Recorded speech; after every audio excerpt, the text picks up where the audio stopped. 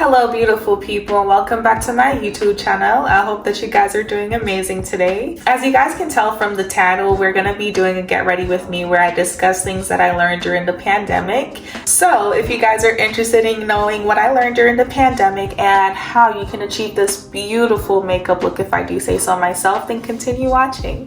First things first, I'm going to go ahead and prime my face with my Bobbi Brown primer. I absolutely love this primer. It gives you a really glowy, hydrating feel to it, and that's how I love my makeup. I love it to be really glowy and glossy and natural looking.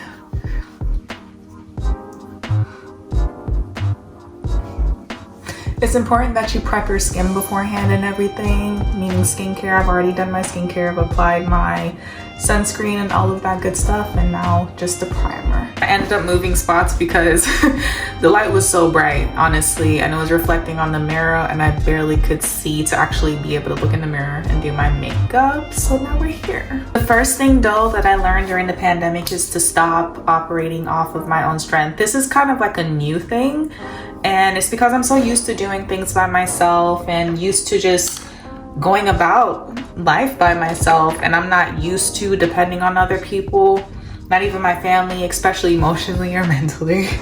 But right now what I'm doing is I'm just matching a concealer with my natural shade and using that to conceal my eyes if I have any sleepy or baggy eyes. Sometimes it's invisible to your own eye, I realize, and I'm using that to just cancel out any of that stuff, and then go in with like a foundation. Sometimes you really just have to let go and let God. Like, you can sit there and work at something for years and years and you never truly achieve what it is that you were meant to achieve, and that's because you were never meant to. You were supposed to allow God to do that for you. You were supposed to allow God to set that path for you, but here you are resisting and not really letting go and letting him do what he needs to do in your life. So I really learned the hard way that I need to let go and let God and understand that things happen for a reason, and there's a reason why I am where I am right now. And that leads me to my next point. You have to have a good foundation with your creator and the master of your life. Like, honestly, how can I go through life and not have any form of relationship with him, not really know who he is, how he works in my life? There's no possible way that I can honestly do that.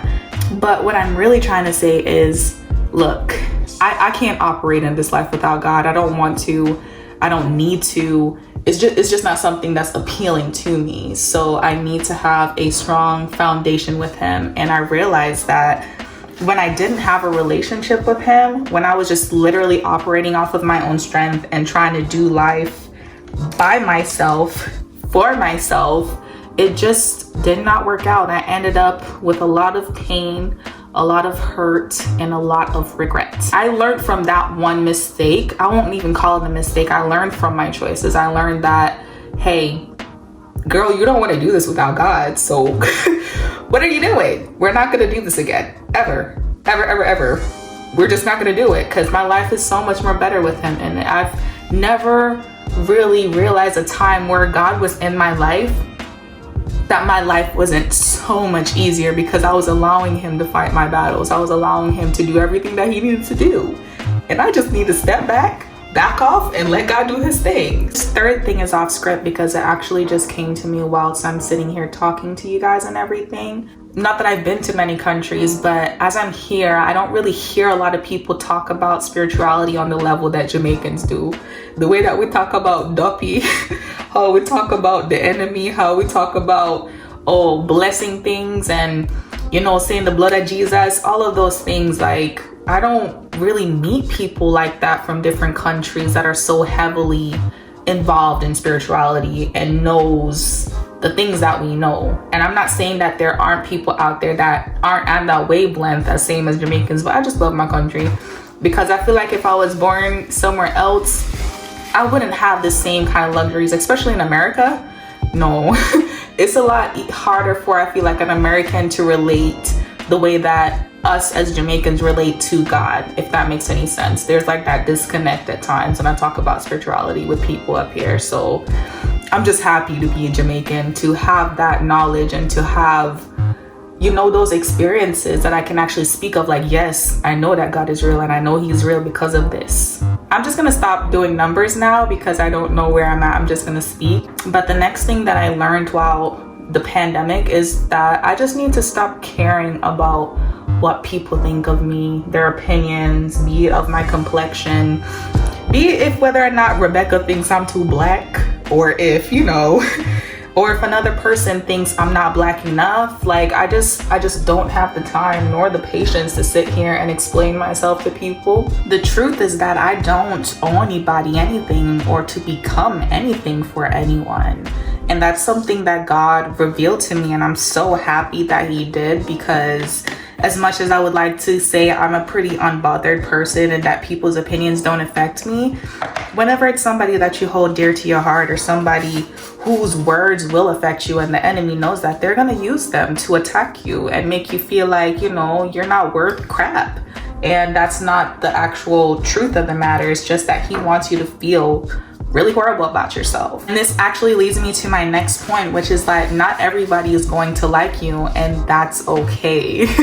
Honestly, people come and they go. It's a part of life, and honestly, not everyone is going to see you for who you are or who you know yourself to be.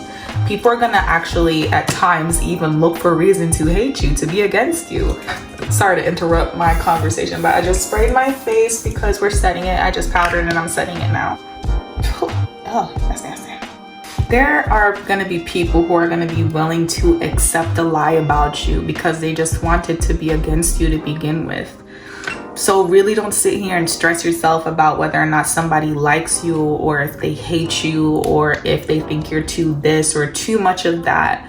Be yourself and be happy with who you are. That's at least something that I'm working on, and something I'm working on learning and drilling into my head. Because honestly, I really don't care about what people think, but when it comes to people that I love and I hold dear to my heart, their words do affect me. The things that they say, be it small or not, I'm very sensitive. So yeah, I get my feelings hurt easy. But let's move on to our next point, shall we? I think the next thing that I learned during the pandemic is that I'm not alone. There is so many people struggling in this world, be it with heartache, heartbreak, being cheated on, what else? You know, being financially unstable. People are just going through the motions just as much as I am and trying to stay above water as much as possible. And God knows I can't swim, man. Oh my gosh. But listen, when you're going through something, it can honestly feel like you're the only person who is hurting, the only person in pain, and like the whole world is against you. But that's not the case at all.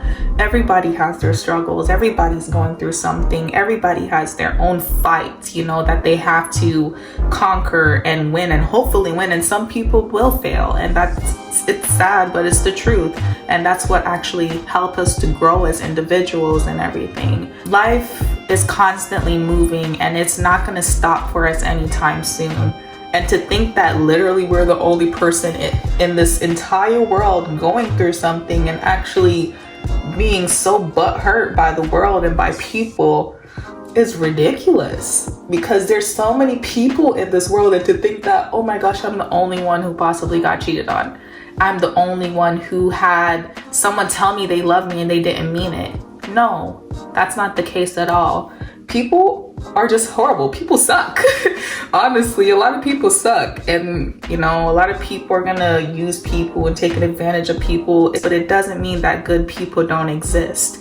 That good people aren't out there, and that you can't find good people to be in your life. You're not alone. And don't believe for a second that you are, okay?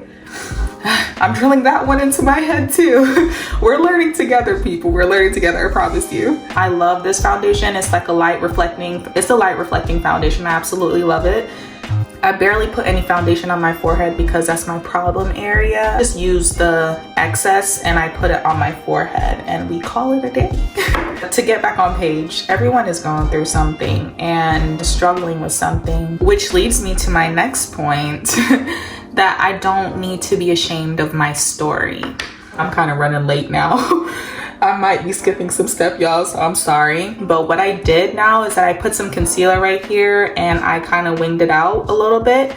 I aired it out a little bit. I just put little dabs because a little goes a long way, and now I'm setting it with some powder. Reason no one knew anything that was going on in my life is because I was really ashamed of a lot of things that happened, the choices that I made, and where it landed me, you know, after it's all said and done. I really didn't like the outcome of it all, and I was really afraid of the judgment that I would receive from others, how I would be perceived by others and everything. And as much as I hate what I went through, especially the hurt and that I had experienced and everything, it's what's building me. It's what's making me into the person that you see now and the person that you will see in the future. So now I know not to be ashamed of my story, because my story makes me strong, even though I may feel like really weak because I don't consider myself to be a strong person at all. But God showed me that I'm strong. He's told me that I'm strong, and he's a God that doesn't lie. So why am I still sitting here talking about I'm not strong and how I'm weak and everything? Let's just not do that. That's negative self-talk. So we're just not gonna do that anymore. My story matters, and I will not be made to feel ashamed of the choices that I've made or ashamed to be where I am now. I am exactly where I need to be, and that's good enough for me right now. I don't need to be perfect. I don't need to be this and that everybody else is saying that I need to be, or even if everybody's saying the opposite of that and talking down about me. I'm exactly where I need to be, and I'm satisfied with that. The next thing that I learned is that I can be successful and I can have the life that I want for myself. I absolutely can do it. There is a lot that I need to work on with myself, and one of those things is my belief in myself, because honestly, I've never really had people bully me. I don't have that kind of story to tell y'all or anything. It's more so me being the biggest enemy of myself, and it's really my thoughts, I should say, because the enemy is attacking my mind heavily right now, man.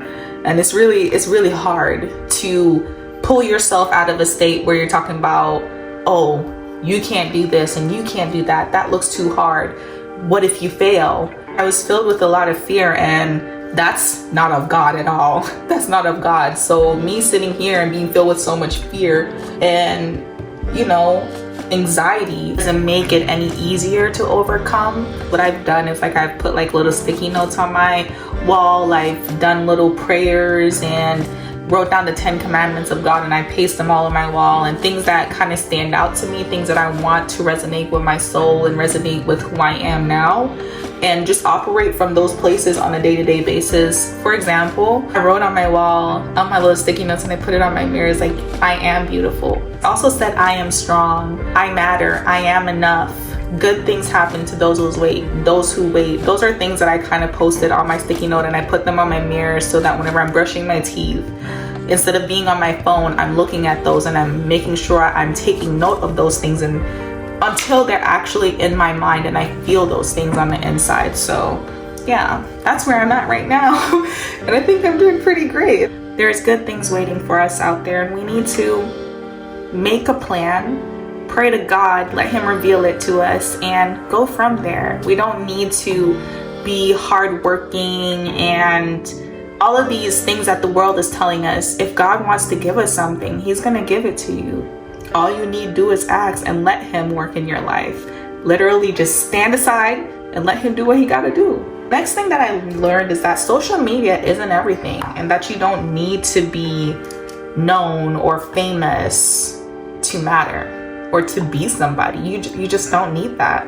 After my trust was broken in my previous relationship and everything, I just started comparing myself to other females, to people in general, their lives and everything. Like, that comparison just came in. It's not something I ever did before, but when stuff like that happens, that's usually what follows suit. You start feeling like you're inadequate, like you're not enough, and that you need to be something else other than yourself. But because of how I was feeling, I was also seeking like the wrong kind of validation and the wrong attention from the wrong crowd of people, you know? Like, it just wasn't me. I was wearing things that I would never wear. Like, my nips were actually out and showing, like, and that should have raised a red flag to people, you know? Like, why is Britt showing her tits? She's not that kind of person. If you know me, you know I would never actually show my tits or show my nips at the very least. I wasn't showing my actual tits. I was just showing like my nips through this red bodysuit. I'm not gonna lie, I bodied the fit. That's not the problem. But For people who know me should know that I'm pretty conservative in the way that I dress. Like, I like fashion, I love fashion, but I tend to keep it on the modest side. The thing is that these people on these platforms, they really don't care about you like that, unless like they're close family members or relatives and everything. And I'm not saying that people don't care about you, especially if you're able to build a huge following and everything. It's just that they don't know what you're going through on a daily basis, and people might think that you have life a lot easier than you actually do. Having social media during that time period was really, really hard for me, and I don't think anybody saw that. I mean, how could they? It's not like they knew what was going on in my life, you know, but it made me have a different view on social media after that, because now I really saw that after everything that I was going through, that social media just wasn't all that, and that I really didn't need it. I recently actually disabled my Instagram, and I was thinking heavily about deleting it. But as someone who wants to do social media and wants to do well in it, I need to actually, you know, try it, give it a go, but do it in a more healthier way, operate with it in a healthier way. And I wasn't doing that beforehand. But the next thing that I learned is that bad things can happen, but you should never allow that to change you. Who you are at your core should always remain the same. The world that we live in isn't always a nice one. It can be oftentimes cruel and really messed up, and the people in it don't make it any better at times, honestly. But if you're genuinely a good person with a good heart, you should never allow someone else's bad behavior or negative associations or negative anything to really change who you are and change your heart at its core. It's not worth succumbing to the world and now getting involved in playing this game and being a part of this game. Like, you're not going to be happy doing that. The best thing that anybody can do in situations like that is just remain true to who you are. Because honestly, just know that things are going to work out in the end. Everything happens for a reason, as cliche as it is to say. But you know, it really does. Things happen to keep us grounded, to keep us humble, to make sure that we're not making really horrible choices at times, you know? God works in mysterious ways, and we won't always know his plan or his plan for our life, but understand that he's always working for our best benefit at heart, you know? He's always looking out for us, even when we're not even looking out for ourselves and making these horrible choices that we tend to make at times. Because as much as people would like to say they want to live their life without regret and everything, there's just no way, because we all have mistakes that we've made in our lives and choices that we wish we never did. So to say that I'm going to live my life without regret is just such BS, man. There's nobody out here who hasn't regretted at least one thing in their life. That's just a part of living. We have to make choices regardless of what we're going through, how we're living, and you know, we just have to make choices. Choices what keeps us going. If we just sit there and we do nothing and just remain in our said place, we don't grow, we don't evolve, we don't change. To live your life without regret means living a life not worth living. I've been told that I'm very naive, you know, for the way that I think, for the way that I operate in life, and for the way that I see people and view the world. But I'm okay with being naive, because it shows that I look for the best in people, even when I have every reason to doubt you. I look for the best thing in you, you know, because we all deserve somebody who believes in us. Ooh, I need to go ahead and put on my beauty marks. I do have moles on my face, but they're really not that prominent or like that defined. I can only do a few of them, because if I was supposed to do all of the ones that are on my face, my whole face would be covered and it wouldn't look cute. Hold on, I'm gonna do, what am I gonna do with my lips now? I'm gonna use the same thing that I use as my blush. I love these things because they're so pigmented, and I love red on my lips. Just gives it that natural hue of my lips and everything. When doing the liner, I just follow the natural line of my lips, because that's honestly your best guide for it.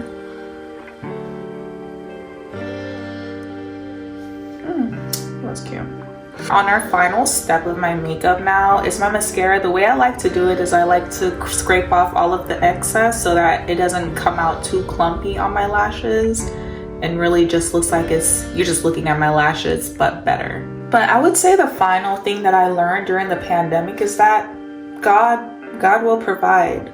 I will be provided for, you know?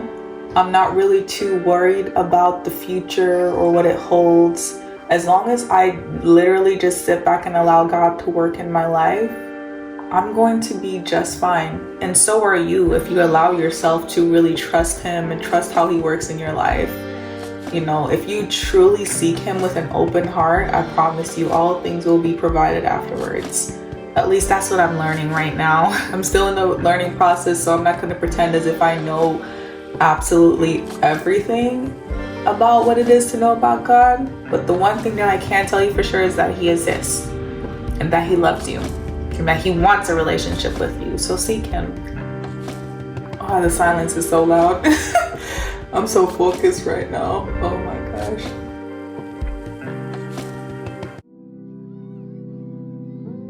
Okay, we are done. What do you guys think? Is it giving what it's supposed to give? Did I serve?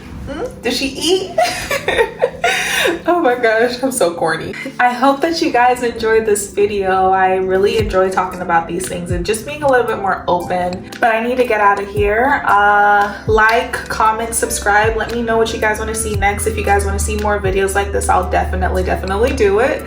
But I need to go. Love you guys. Bye.